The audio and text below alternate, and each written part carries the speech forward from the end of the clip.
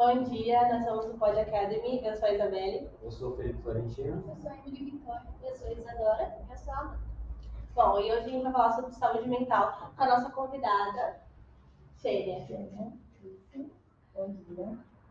Bom, a gente sabe que saúde mental é totalmente diferente do que doença mental, né? É uma coisa bem comum e onde a sociedade e as pessoas não entendem, né? Pensam que seriam praticamente a mesma coisa do que uma doença física, onde é totalmente diferente, né?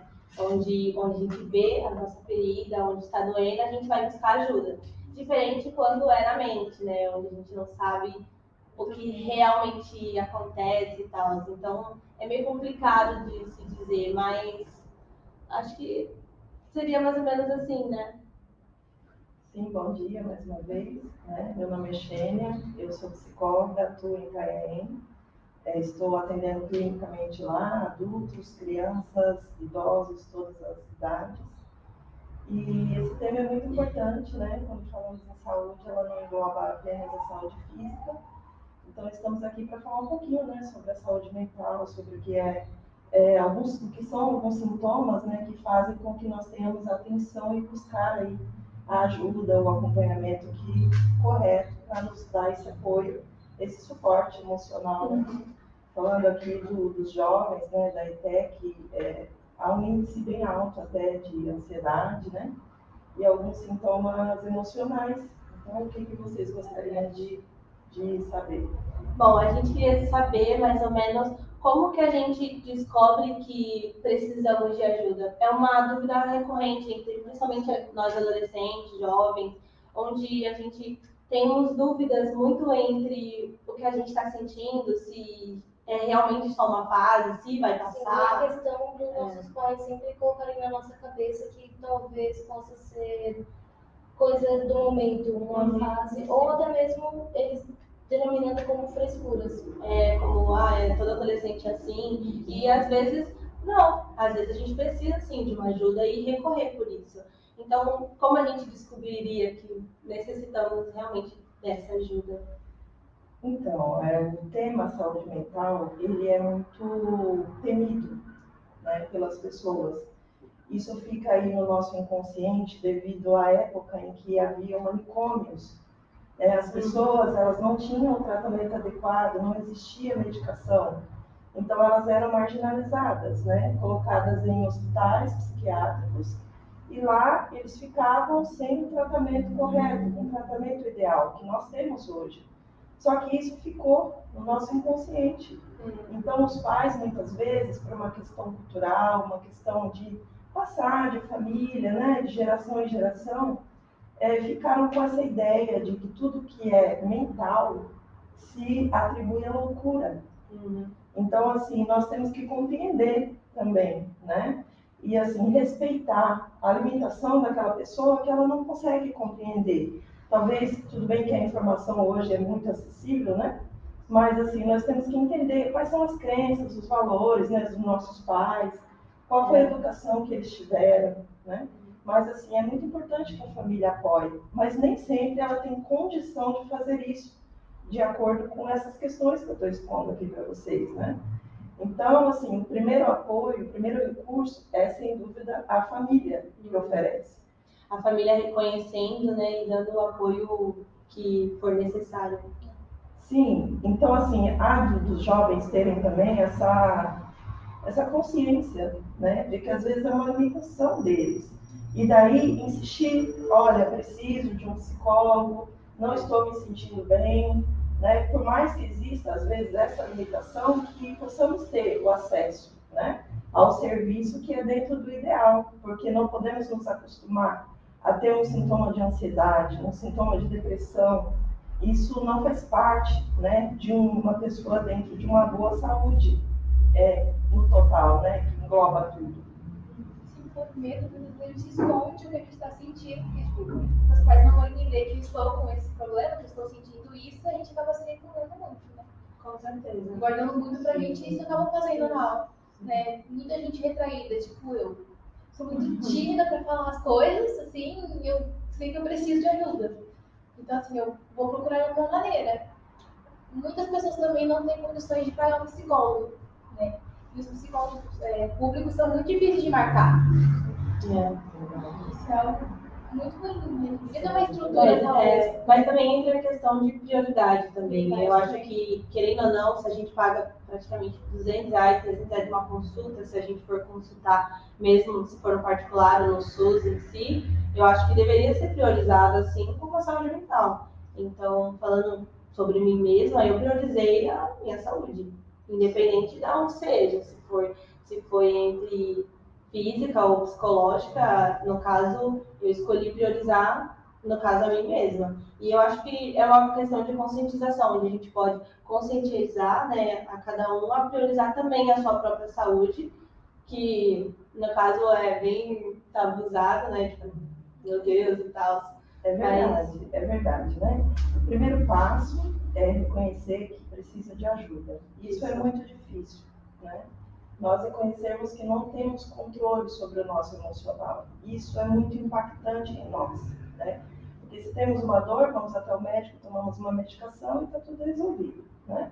Agora, quando é emocional, não existe um aparelho que possa medir, que possa te dar essa resposta. Então, nós vamos nos sentindo mal e o primeiro passo é aceitar. Depois vem a questão da família, o apoio da família, que é o que nós falamos. Em seguida, o acesso ao serviço de saúde, que no caso, infelizmente, é elitizado, né?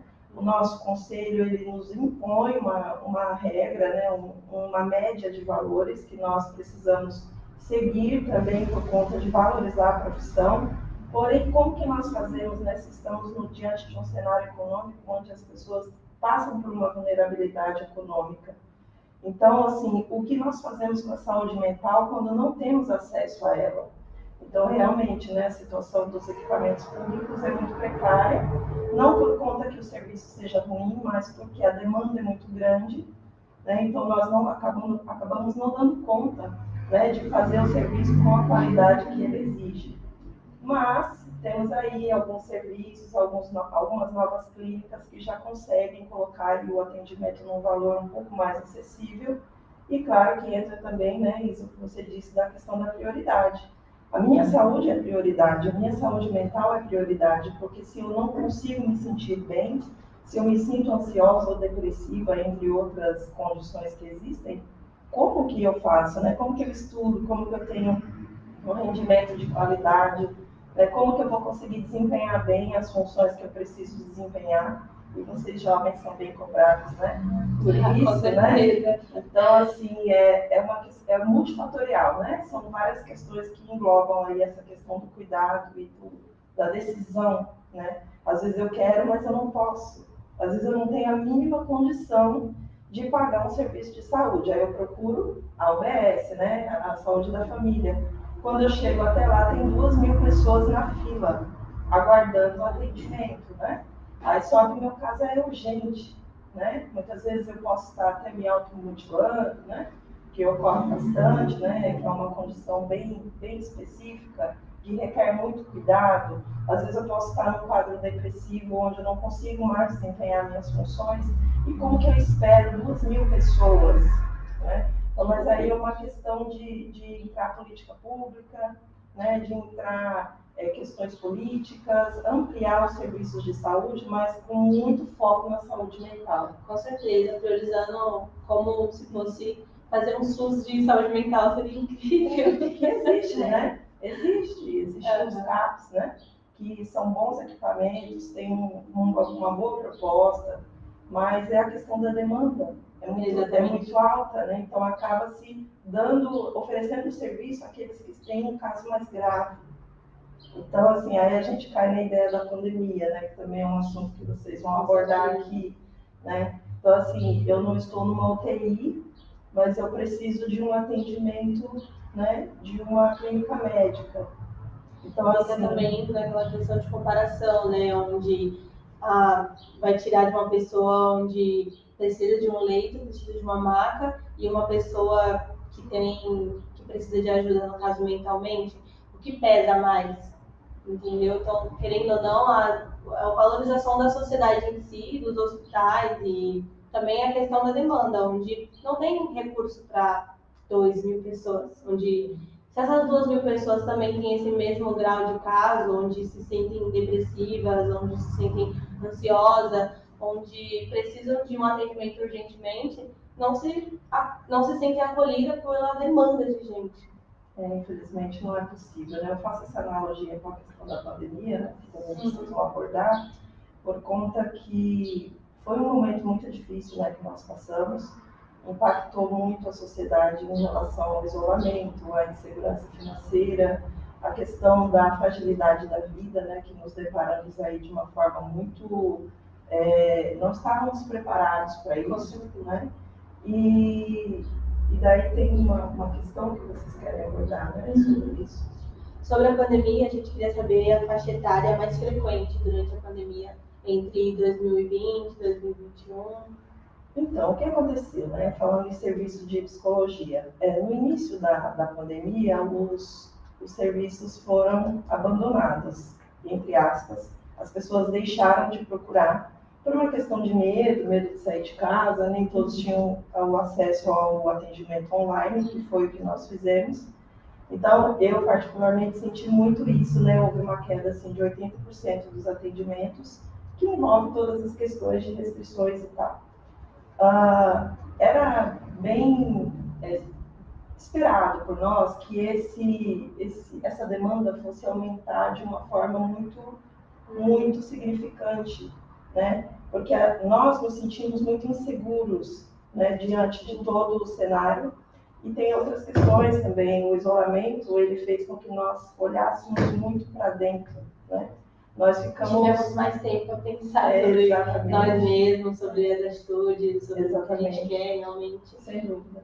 Colocando uma pressão em si entre nós que somos adolescentes, onde a gente é taxado como irresponsáveis, né? Como, não considera porque é adolescente, é assim mesmo, vai passar, ou então às vezes simplesmente por não valorizarem praticamente a nossa fase em si. Então, porque a gente não tá na fase criança, mas também não tá na fase adulta, a gente tá exatamente, a gente tá no meio termo. Muitas pessoas falam, tipo assim, é um momento que a gente tem muitos hormônios aflorados, né? Muitas coisas que passam na nossa cabeça, a gente tem aquela pressão. Você vai trabalhar? Mas você vai estudar? Mas por que você não tem que fazer faculdade? Perguntas clássicas. Então, durante a pandemia, acho que nós que somos adolescentes temos até propriedade para falar que foi muito ruim. As aulas online, a gente ficou bem afetado. Com certeza. Tanto falando sobre educação, tanto falando sobre a nossa saúde em si, foi praticamente afetada bastante. Mas falando sobre a frequência em si, você teve uma demanda a mais ou recaiu igual as crises que aconteceu em todas as lojas em si? Sim, houve um aumento, né, muito significativo da procura por conta do aumento dos sintomas ansiosos. Eles acometem os jovens em geral e os jovens adultos também, quando falamos de ansiedade. Somos agora o país mais ansioso do mundo, né? Estávamos em segundo lugar e agora temos esse índice aí que infelizmente não é de se orgulhar, é de se preocupar, né? Porque onde temos uma saúde mental ainda com um déficit muito alto, então estar nesse ranking, né, nesse topo, é algo que requer muita atenção. E em segundo lugar, a depressão, né?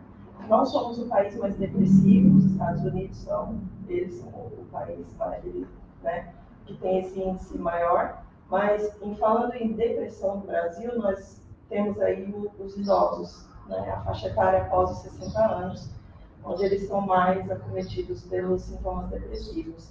Mas a questão de saúde mental, ela abrange um leque, né? Tem outras condições também que requerem bastante a nossa atenção. Então, após a pandemia, os jovens, né, os jovens adultos começaram a procurar mais o serviço de saúde de uma forma muito significativa, volto a dizer, em relação à ansiedade, né, por múltiplos fatores, as questões financeiras, as questões que afloraram muitas vezes. Eu já tinha uma predisposição, eu já tinha uma condição onde eu trabalhava, tocava a vida, e naquele momento, quando fomos freados, né, nós todos tivemos que parar. Nesse momento houve aí uma introspecção, né? Vocês jovens, né, sofreram também bastante com isso. a educação decaiu muito na qualidade, né?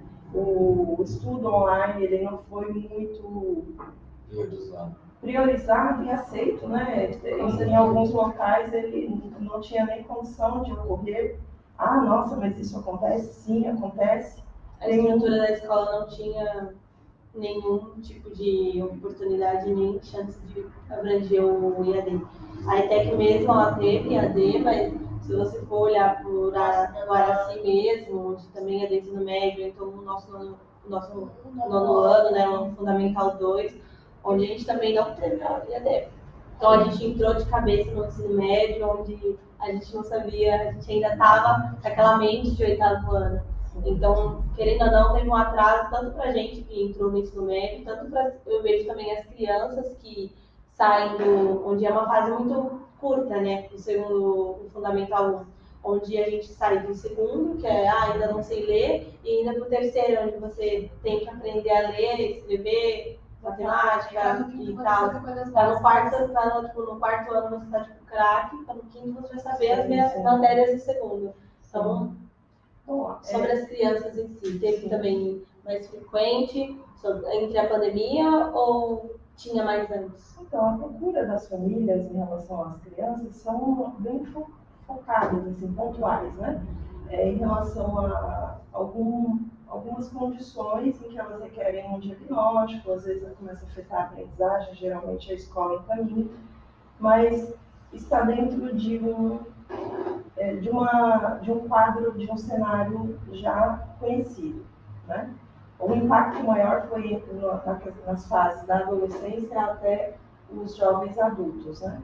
Falando sobre educação, uma sensação que eu tive, né, que foi bem perceptível, é que os jovens, muitas vezes, não generalizando, não conseguiam aderir ao o que era oferecido no estudo online, né? Se sentiam desmotivados muitas vezes, né? Porque você interagir, nós precisamos disso aqui, né? A interação ela é muito importante, apesar de hoje o virtual estar bem presente. Então, assim, você não estar numa sala de aula, você não sair da sua casa para ir para a escola, tudo isso influenciou e impactou. Então, o que eu percebi é isso em atendimento clínico, é que os jovens também estavam muito desmotivados, não se sentiam motivados a aderir. Né? Então, assim, a educação sofreu muito, né, nesse período da pandemia, entre outros setores, mas aí cabe, né, aos profissionais, né, do pedagógico, né, do Ministério da Educação, virão muitos estudos aí nos mostrando, né, qual será o impacto disso na educação futuramente. Mas é uma condição também que despertou a ansiedade. Muitas vezes não conseguia aderir a essa questão do online, né, não se sentir pertencente a isso e usufruindo, aproveitando, né, dessa aprendizagem como seria no presencial. Então, um dos fatores que impactou também.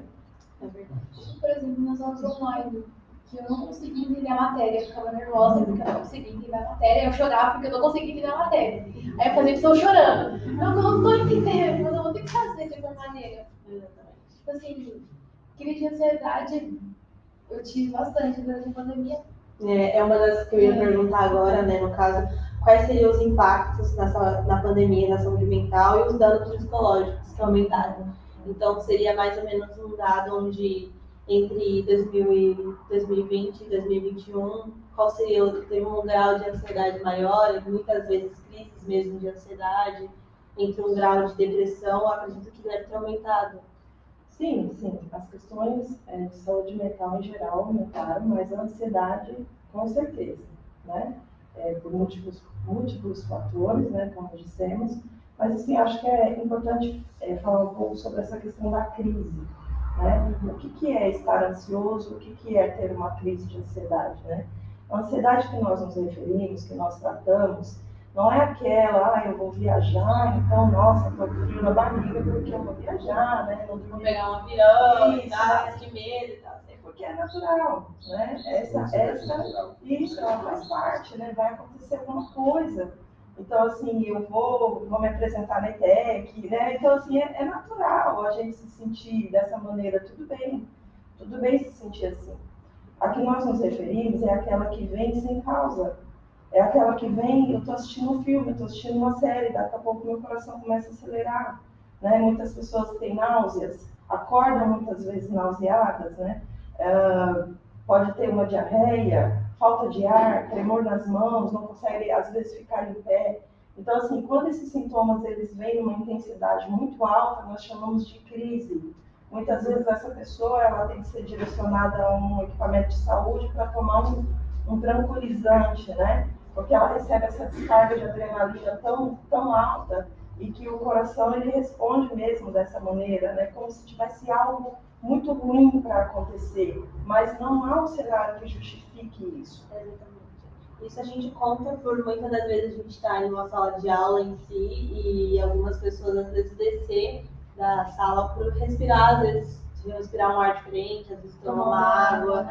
Então, assim, é uma coisa frequente onde ficaram sequelas, eu acredito, né? Que seja por causa da pandemia em si. Também, com certeza, ficam sim. Como nós dissemos antes, né? Aflora-se, né? Às vezes aquilo, uma predisposição, isso agora, bum, apareceu, então agora eu estou tendo crises. O que nós fazemos? Nós cuidamos. De que maneira? Buscando o apoio da família, né? Falando, né, Isa, do exemplo que você trouxe sobre estar em sala de aula. É muito comum que os jovens se sintam ansiosos em sala de aula. Muitas vezes por uma questão de estar em meio a outras pessoas, né? Na nossa casa nós estamos protegidos, entre aspas, né? Imaginamos que deveria ser assim, né? Então lá nós estamos no nosso ambiente, né? No nosso quarto, na nossa cama, e quando nos expomos, né? Porque a escola é uma exposição, né? Então nesse momento pode se agravar a questão da ansiedade, porque eu já tenho um quadro ansioso. Então, alguns locais eles vão disparar, né? Serão gatilhos, né? Falamos muito sobre gatilhos hoje em dia. Então, assim, é importante observar quais são os gatilhos. Agora, num ambiente de sala de aula, acho que é importante que vocês tenham a consciência, que os pais tenham a consciência de que muitas vezes o meu amigo é o meu único apoio. Muitas vezes o meu amigo em sala de aula é a única pessoa que eu tenho que me compreende. Talvez eu não conte para todos os colegas, mas eu tenho um amigo que sabe o que eu estou passando. E aí o que fazer, né? Que é uma das perguntas que você tem, né? Tenho. O que fazer? O que fazer em uma situação, como ajudar também, que às vezes, muitas vezes você citou entre o apoio da família e ter sempre um amigo, né, disposto, ou então um amigo onde a gente se sente confortável em dizer o que está realmente passando, o que está acontecendo. Mas, no caso, e quem não teria esse tipo de apoio? Como, por exemplo, eu estou aqui na sala de aula, dá um exemplo. Estou aqui de boa e eu vejo e reconheço que a pessoa está tendo algum tipo de crise, algum precisando de ajuda em si. Como que eu, não conhecendo a pessoa, ou então conhecendo a pessoa entre o meu ambiente escolar e tal, do trabalho em si, ajudaria? Ou então essa pessoa que já tem essa relação, já conhece, já entende, é seu amigo próximo, ajudaria nessa questão? Muito bem. Primeiro, é importante ter a consciência de que essa pessoa está em sofrimento, né? Aquela pessoa realmente está em sofrimento. E daí, existem sugestões, né, que nós tirar a pessoa daquele ambiente, né, levá-la a um outro local, oferecer água. Né? Muitas vezes não precisamos ter a palavra certa, mas estar ao lado. Olha, eu estou aqui com você. Exercícios de respiração, onde começa a haver esse controle, onde esse nível de adrenalina ele começa a diminuir. Mas, assim, o conforto, o amparo, isso é importante em qualquer situação. Né? Nós somos seres de relação e nós precisamos do amparo mútuo. Né? Nós precisamos nos sentir acolhidos. Né? Acolher uma pessoa, muitas vezes, não é dizer a palavra certa, mas é estar ao lado dela e mostrar para ela que, se ela precisar, ela não está sozinha. Né? Agora, uma pessoa que ela não tem, né, de repente, uma coletividade maior, pode ser que ela se sinta até desconfortável. Né? Então, assim, a coisa de oferecer ajuda é quando a pessoa pede, né? A gente oferece ajuda quando a pessoa solicita a nossa ajuda. Mas, assim, se você conhece, igual vocês se conhecem aqui, né? Estão fazendo um grupo porque tem um nível de intimidade. Se vocês percebem que, né, que o colega não está bem, por vocês conviverem tanto com essa questão da ansiedade, vocês já conseguem identificar, não? Sim. Né? É fácil de identificar. Então, assim, retira a pessoa do lugar. Vamos, professor, vamos tomar uma água, né? De repente pode ser até recorrente, os professores até já sabem quais são os alunos que têm essa condição. Então, tira da sala, toma uma água, vamos respirar, né? A questão da respiração ajuda bastante. E assim, tô aqui com você, fica perto, né? Porque a tendência é esse nível de adrenalina ir diminuindo. Agora, não vamos nos acostumar a fazer isso, nós precisamos de ajuda, né? Muitas vezes essa ajuda é medicamentosa, né? Então, às vezes precisa de ser entrada aí com a medicação, a terapia, que é importantíssima, que vai na causa do problema, né? Nós precisamos ir no cerne da questão e esse apoio é essencial, tá bom? Ah, eu melhorei, eu estou bem. Não, mas isso requer atenção. Exatamente. Tá? A gente passa pela crise de ansiedade e a gente fala, acabou. Às vezes não pode durar bastante, né? Não tem um período Exato. determinado, né? Exatamente. Sempre são 5 minutos.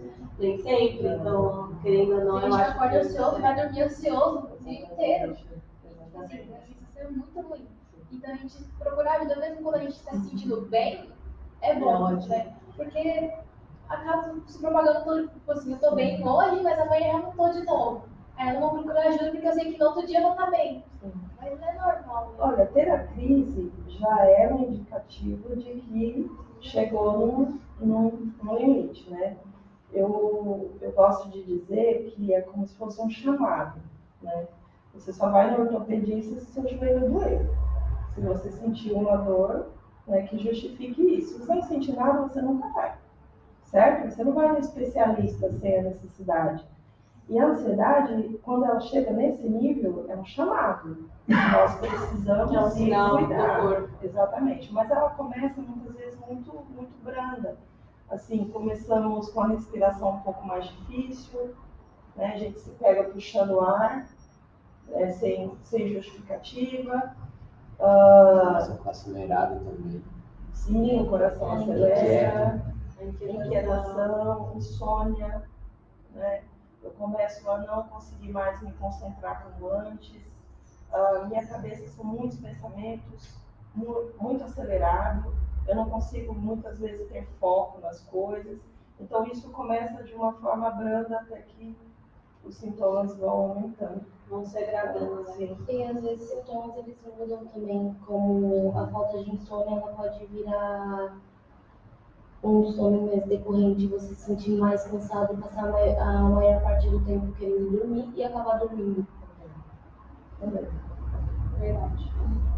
Bom, concluindo esse assunto sobre nós adolescentes, sobre as nossas crises, o aumento, falando também sobre a pandemia, falamos, né? Agora a gente vai falar sobre a questão do jovem adulto e do adulto, onde ele se encontra no seu trabalho, na sua escola, na sua faculdade, na sua universidade em si, focalizando mais nos 18 para cima. Onde também tem aquela questão de já sou adulta, não preciso de nada, né? Já sou formada. E na verdade não, na verdade os adultos também precisam disso. Assim como nós adolescentes estamos vendo isso e a gente percebe, às vezes por nós mesmos, ou até mesmo por um colega, alguma coisa que a gente vê que a gente também precisa, assim como os adultos também. Então, mais ou menos, depois dessa pandemia também, acho que deve ter aumentado a taxa de trabalhadores, né, que se sentem assim. Mas sobre um dado que a gente tirou, é onde as empresas reclamaram onde a maioria dos seus funcionários se sentiam assim e por motivos onde não entendiam. Por que o meu funcionário precisa de ar para respirar? Por que no horário onde ele tem que trabalhar, ele precisa de um tempo, às vezes? Então, às vezes, a compreensão da empresa em si. É um assunto que tem muitas vertentes aí, né? Bom, a questão financeira, né, isso é inegável que houve um grande impacto, né? O trabalho. quantos trabalhadores perderam aí suas colocações na época da pandemia.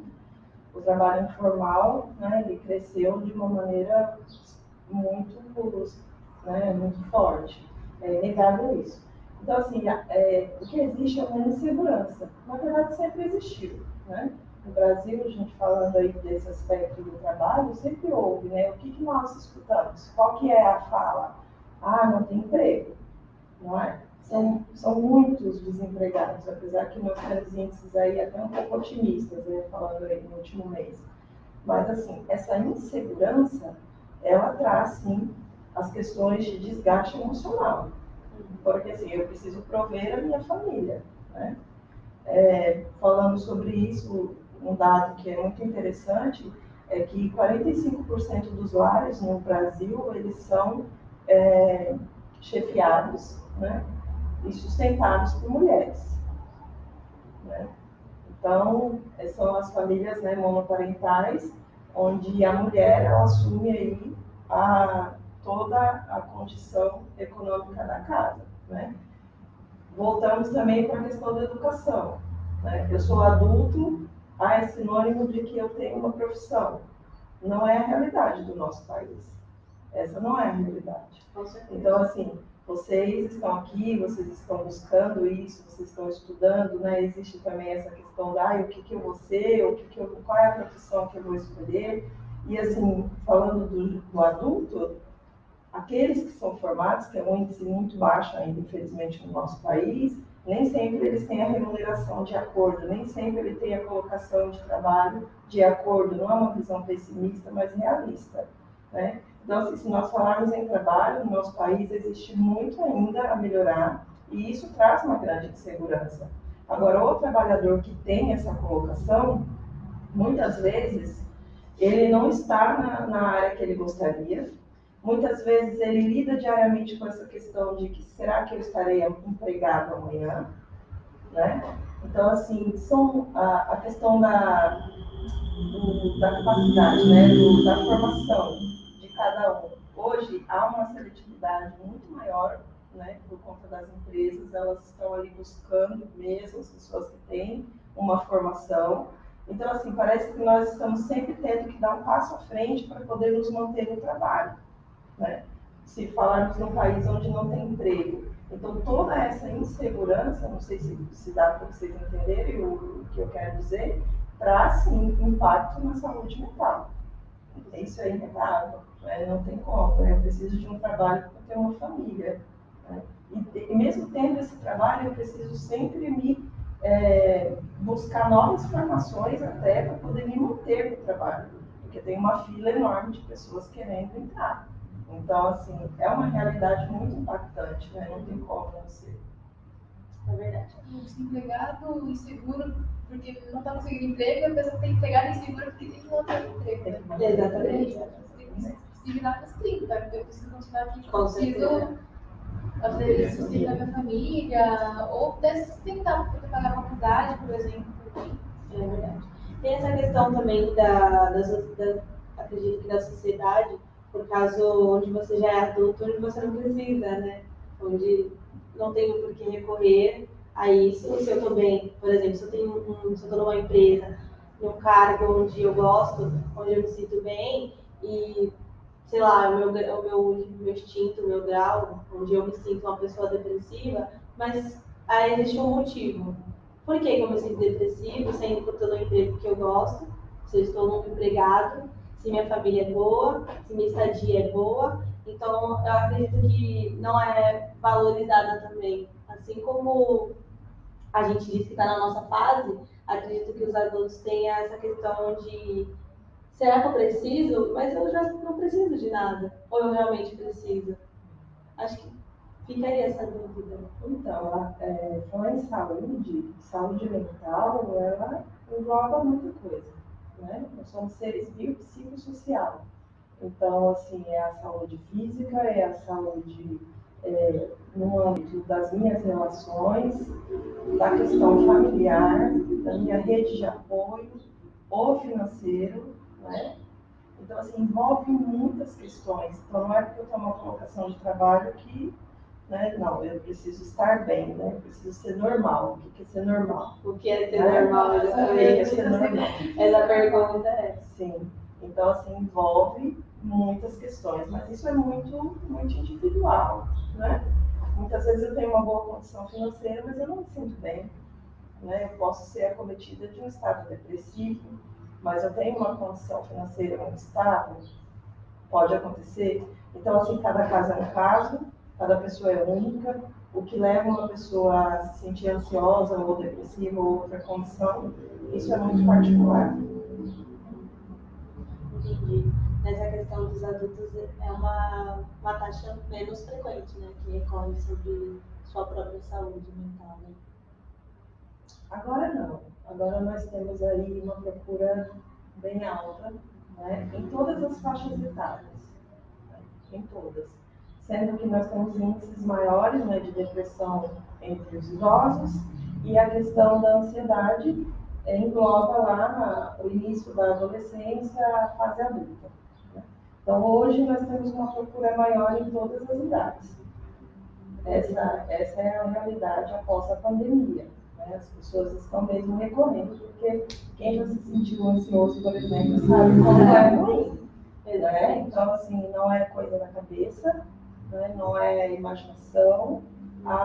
Se ocupa que vai passar, que muitas vezes nós escutamos isso, ou vá procurar um centro religioso, né? Busque a religião, são coisas distintas, são coisas diferentes. Isso daí é falta de ir para a igreja.